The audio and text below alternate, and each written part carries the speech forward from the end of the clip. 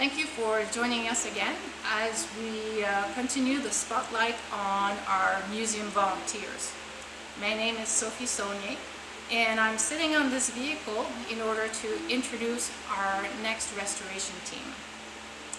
Jeeps like this one were used at Station Greenwood during the war years. We operated as operational training unit, first number 36 and then number 8 operational training unit, or OTU.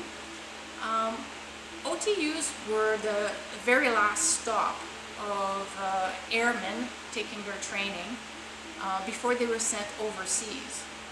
Here they took their training on Mosquitoes and Hudsons, but they also did some training on the ground to be able to learn more and be tested on their capabilities for instrument flying.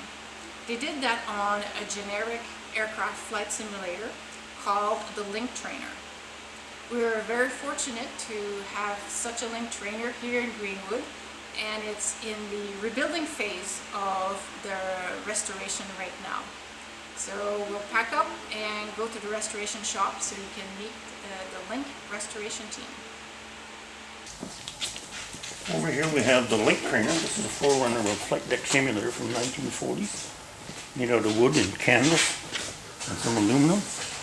It works in this motion on a set of bellows that move up and down and show the motion of the aircraft. My name is Mark. I've been at the museum here for 2.5 years. I'm a retired airline pilot, and on Thursdays I work in the back lot restoring this 1940s vintage simulator. Some of the things that we've restored. It's very rewarding, and it keeps me into a lot with people that are involved in the aviation industry. On Wednesdays and during the winter months, I work with the flight education department, where we instruct grade 6 students who are doing the theory of flight module in school. And this year we would have put through close to 11,000 students over the last 22 years. So it's quite rewarding and gratifying. My name is Dennis Ashley. I'm one of the volunteers in charge of the Link project. I moved here in the area about 11-12 years ago because I was attracted by the Annapolis Valley. Moved here after retiring from the University of Toronto, where I was teaching. I've always been interested in sailing and flying, so that was one reason why I moved in the area.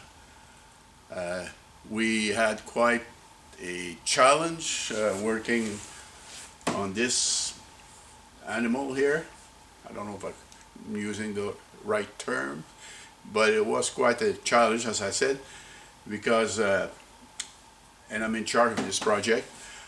We didn't know much about this instrument, and had to learn from scratch, from the beginning, on how the machine works before starting to disassemble and remodel or rebuild this whole training machine.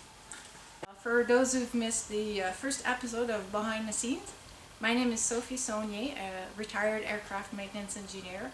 I've been at the museum for 14 years, and one of my favorite part is doing aircraft upholstery.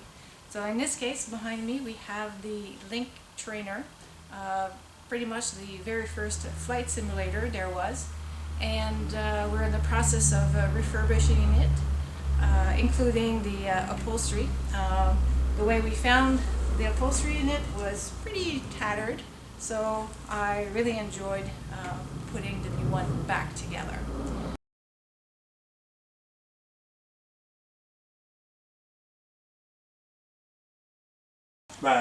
Hi, my name is Francis Albert. People call me Frank. I'm retired from the fire department. I was a chief, division chief in Montreal.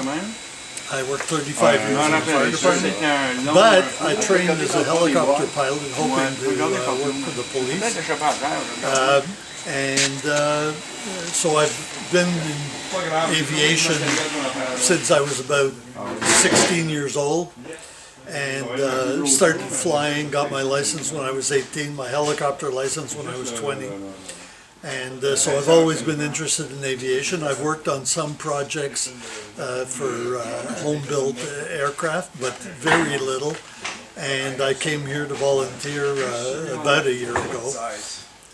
And I was hooked. The people here working part of the team are simply marvelous, and they've fulfilled a dream, or at least filled a hole in my experience, and I just loved the experience. I saw my first link trainer when I was 18. I started at my flying school in Montreal, and they had an old link trainer there that was still functional.